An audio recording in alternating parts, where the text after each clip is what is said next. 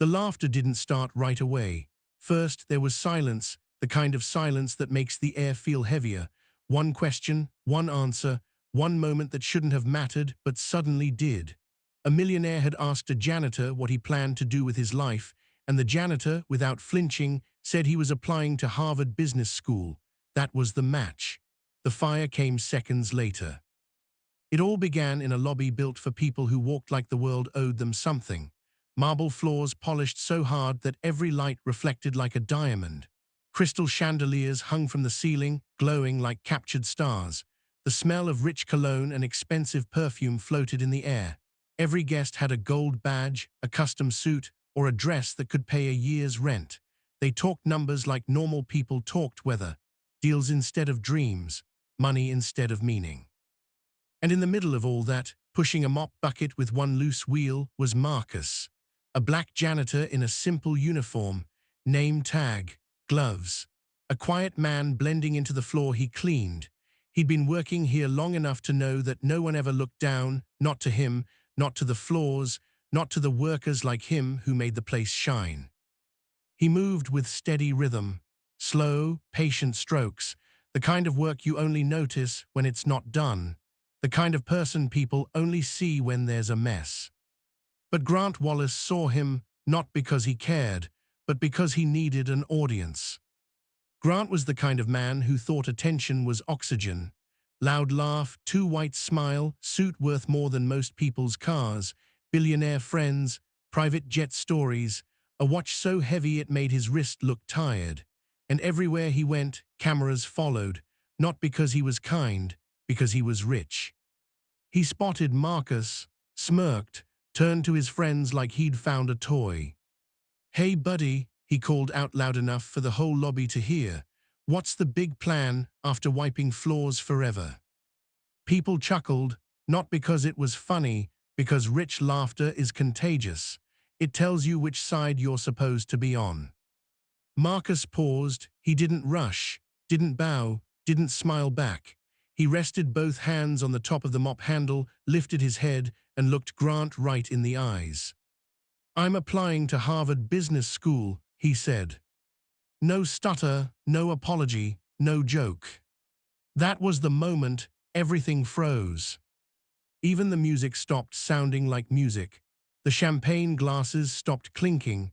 People turned their heads like they'd just heard a dog speak English. The silence was sharp, like someone had snapped the world in half. Then it came.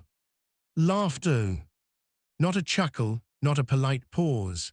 Full, belly-shaking, mocking laughter that bounced off the marble walls and echoed through every corner of the lobby. People covered their mouths. Some nudged each other. Others filmed it like it was entertainment. Grant leaned closer, face full of fake sympathy. "Harvard," he said, dragging out the word like it tasted bad in his mouth. "My shoes cost more than your paycheck, and you think you're getting into Harvard." More laughter, louder this time. Phones came out. Someone whispered, "He's serious." Another replied, "These people always dream too high." The words weren't even said quietly, because to them, Marcus didn't count. He didn't matter. But Marcus heard every word. He felt every stare. And still, he didn't break. His eyes didn't drop. His hands didn't shake. Inside him, something was burning, not anger, but something deeper. A storm people mistake for silence until it moves. A hotel manager rushed over, face tight, voice low and urgent.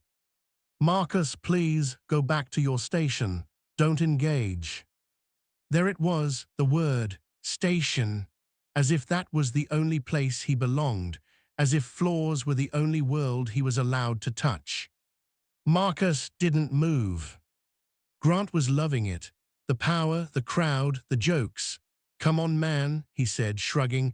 "Nothing wrong with knowing your lane. Some people scrub, some people succeed." That's when Marcus looked up again, slower this time. A breath, a pause, a stare that wasn't loud, but louder than every laugh in the room. And he said, with the kind of calm that shakes the ground, "Dreams don't care about job titles." The room didn't laugh after that. not even a cough. The sentence just sat there like a mirror no one wanted to look into, a truth too simple to argue with and too sharp to ignore. Grant's smile slipped, just a little, not enough for most people to see, but enough for Marcus to catch. The manager blinked, the guests shifted. Someone turned off their camera, another cleared their throat. The mood had changed, not fully, but something had cracked. Marcus didn't shout, didn't explain himself, didn't defend his dream like it needed permission. He just went back to work, mop in hand, head unbowed, back straight, like a man who knew that one day the world would understand the sentence they were laughing at. But in that moment, tension hung in the air, heavy, unfinished, because now the question wasn't whether Marcus was crazy for applying to Harvard. The question was why a janitor spoke like a man who had already been accepted. Who was this man? How long had he been studying? Why did his voice sound like someone who had read more books than the people laughing at him? The crowd didn't have answers, but this story had just begun. And one thing was already clear. The floor wasn't the only thing Marcus was about to make shine. Cliffhanger. Video didn't stay in the lobby. It didn't stay on the phones of the people who laughed. It didn't even stay in the moment where Marcus spoke his truth. By the next morning, it had a life of its own. It traveled through group chats, staff rooms, and private message threads like a rumor made of fire. People weren't just talking about it, they were replaying it, mimicking it, adding captions, making it a joke before it even had time to be a story. The janitor who said he was applying to Harvard. The man with a mop and a dream too big for the people around him to fit inside their minds. Marcus became a quiet headline, not the kind printed in bold letters, but the kind whispered behind hands, said with a smirk. Housekeeping staff felt sorry for him. The kitchen crew felt embarrassed for him. The guests, they just laughed harder. They didn't even need to be in the lobby to join the joke. The video clip did it for them. Grant's friends replayed it during brunch like it was a comedy skit. One of them added a hashtag, #MopManHarvard*. Another added a broom emoji. Someone zoomed in on Marcus' face, paused it mid-sentence, and captioned it, "Dream big, clean bigger." But Marcus saw none of that. He just felt it. The way the staring changed. The way the snickering followed him. The way some people spoke slower to him now, like he was a child who didn't understand the world he lived in. He ate lunch in the supply closet that day, not because anyone told him to, but because it was the only place in the whole building where no one looked at him like he was an accidental joke. He closed the door, sat on an overturned bucket, and opened a container of cold pasta. Next to him, stacked on milk crates, were the pages of his Harvard prep books, dog-eared, highlighted, every line marked with a kind of hunger the world never sees until it's too late to stop it. He opened his investment textbook, same page he'd read 10 times already, but now, every line blurred under the sound of laughter still replaying in his head. He heard the voices again, the room full of rich people who laughed like they were allergic to hope. He heard Grant's voice the loudest. "My shoes cost more than your paycheck," and the room exploded. Marcus closed the book, not in defeat, in frustration. He rested his forehead against his fist, breathing slow, talking to himself the way a boxer does before the bell rings. "You knew they laugh," he whispered, "but you said it anyway." He sat there for a long moment, letting the ache pass through him. Then he flipped the book open again, read, highlighted, underlined. He didn't study because it was easy. He studied because quitting didn't feel like breathing. It felt like dying. That night, while most guests slept in $1,000 beds, Marcus walked the empty lobby, broom in hand, floor shining under his reflection. He liked nights. Nights were quiet. Nights didn't laugh, but the quiet didn't last. Grant came back from a late dinner, loud as ever, surrounded by friends in suits just as expensive. He saw Marcus, and the smirk appeared again, that smirk that always carries the same message: "You are beneath me." "Well, well," Grant said, clapping slowly. "Still chasing Ivy League fantasies? I admire the commitment. Really, But here's a tip, some doors aren't made for people like you. Marcus looked up, not angry, not shaken, just steady, silent. Grant waved him off like a fly. Come on, man, be real. The world has lanes, and you're in the one with the mop. Marcus didn't lift his voice. He didn't defend himself. He didn't try to explain his worth to a man who couldn't see past his own shoes. Instead, he reached into his pocket and pulled out a sealed envelope. Application form inside, addressed to Harvard Business School. Signed, complete, ready to be sent. He placed it on the front desk, next to the outgoing mail tray. No speech, no grand moment, just action. Grant froze for half a second, not because he respected it, but because he didn't expect it. Then he laughed again, shook his head, and walked away. Marcus watched him leave, and that was the moment the mockery turned into something heavier, something that didn't just bruise, but tried to bend. Security was told to keep an eye on Marcus now, as if ambition made him dangerous. A supervisor pulled him aside, told him to focus on his work, because the hotel is not the place to chase fairy tales. Another janitor, older, tired, spoke to him during a shift change. Look, man, he said softly, people like us don't get into places like that, just don't make life harder than it already is. Marcus didn't argue. He just replied with a whisper that sounded like a promise. That's what they want us to believe. And right there, the battle changed. It was no longer about Harvard, not completely. It was about something bigger than any school, bigger than any degree. Marcus wasn't just fighting to get in, he was fighting for the right to try asterisk, the right to dream without asking permission, the right to exist without apology. He knew now that the world wasn't just going to block the door, it was going to laugh at him while doing it. Mockery had turned into a weapon, the kind people use when they're afraid of what happens if you stop believing you belong on the floor. Because deep down, the thing that frightened them wasn't the idea that Marcus might fail. It was the possibility that he might succeed. And now, the audience watching this story feels the pressure building, the kind that doesn't disappear, the kind that has to break somewhere. Something coming. Either Marcus snaps, or the world around him does. Either way, the laugh will not be the ending. Cliffhanger. The lobby wasn't supposed to feel like a stage, but that morning it did.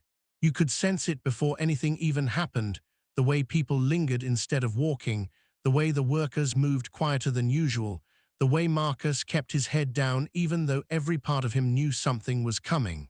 The mockery from the night before hadn't faded. It had grown legs. It was waiting for him, sitting in the room like another guest.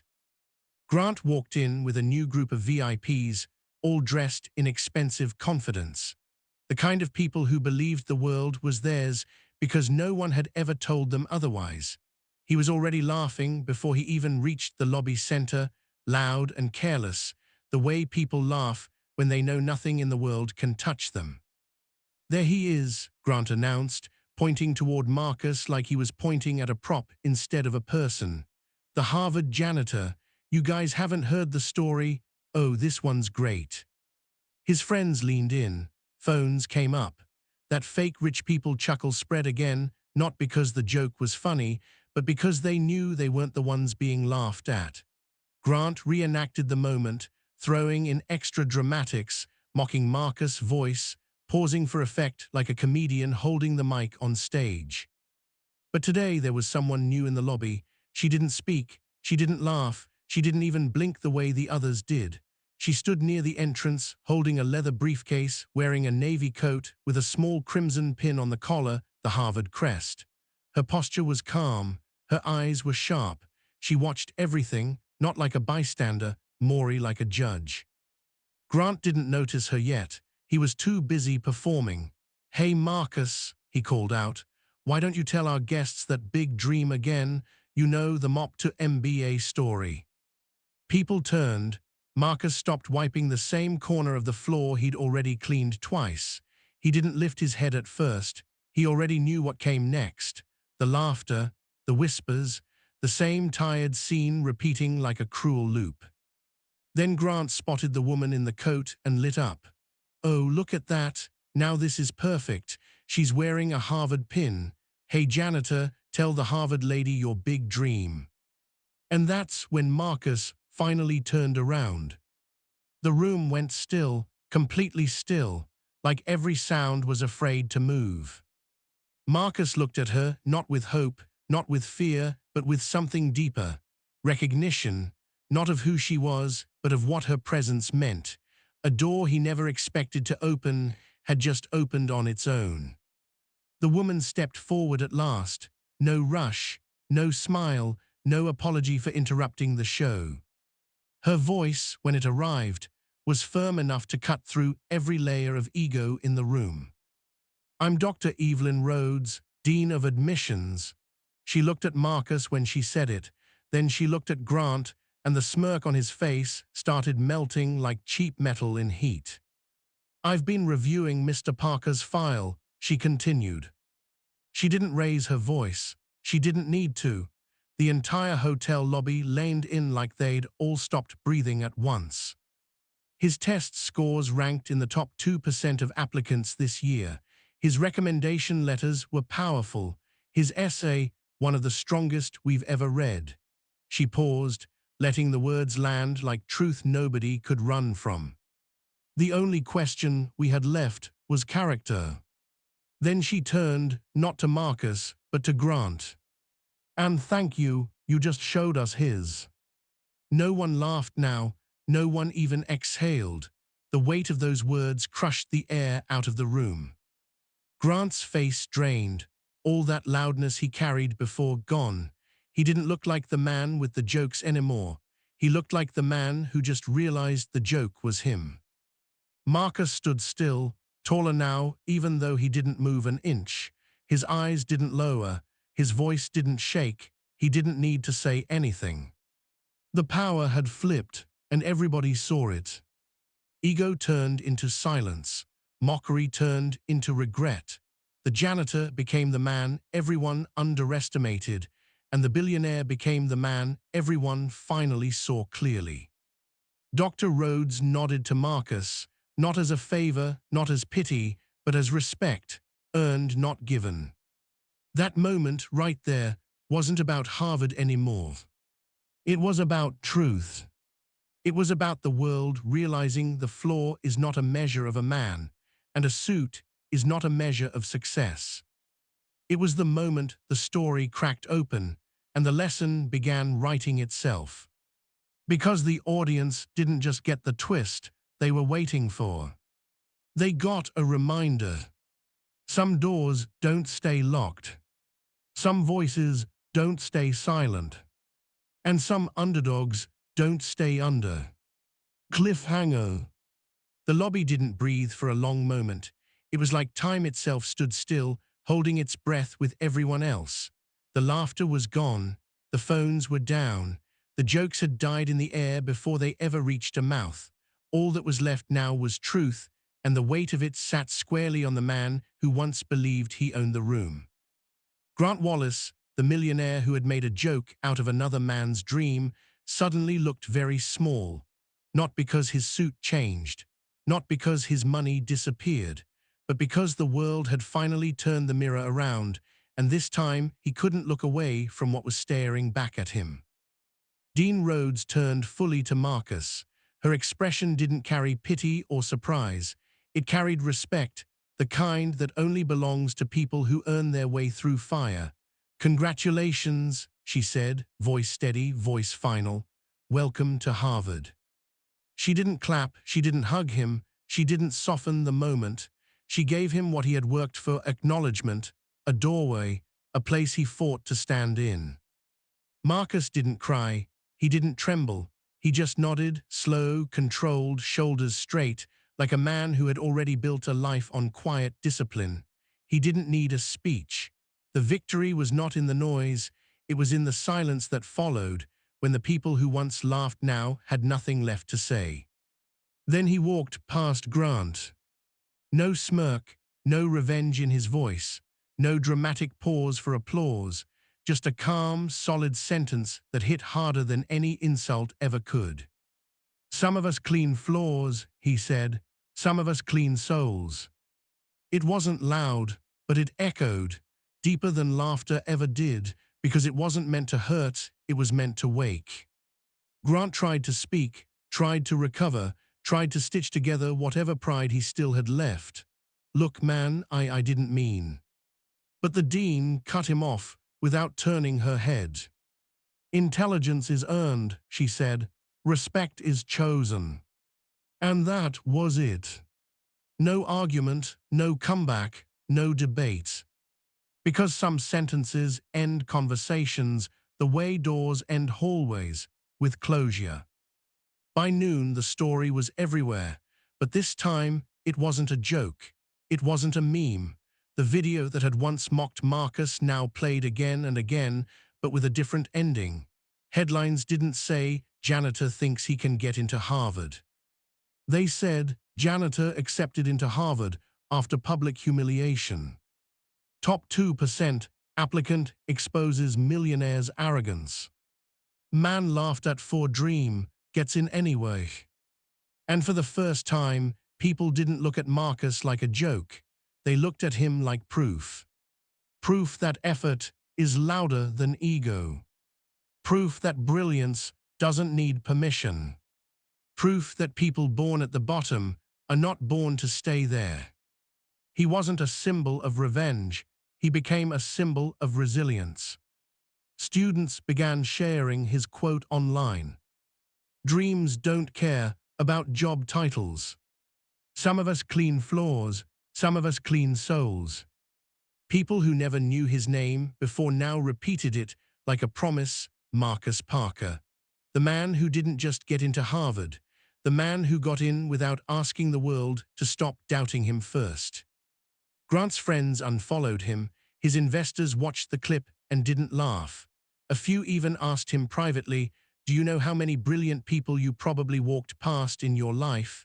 He had no answer, because for the first time, he knew he wasn't the smartest person in every room. He just had the most money in them. Meanwhile, Marcus finished his shift that night like every other night, wipe, sweep, rinse, repeat, except this time, every stroke of the mop felt different. Not lighter, not easier, just honest, because the work never made him less. And the title he had just earned didn't make him more. He knew who he was before Harvard. Harvard just helped the world see it too. When he walked out of the building, some workers clapped, not loud, but real, because they understood he had carried their quiet dreams with him too. And that's where the real change lived. Not in the applause of strangers, but in the eyes of people who finally realized the truth. The world doesn't change when the powerful speak. It changes when the underestimated refuse to stay silent. Because money can buy access. Money can buy the stage. Money can even buy the microphone. But it can never buy wisdom. It can never buy kindness. It can never buy dignity. And it will never, ever buy class. Some people spend their whole lives trying to look important. Others spend their whole lives becoming someone worth listening to. Marcus didn't need to win in public to know his value. But when he did, the world finally learned something it should have known long ago. Never laugh at someone's dream. One day you may stand in the room they own. Fade out.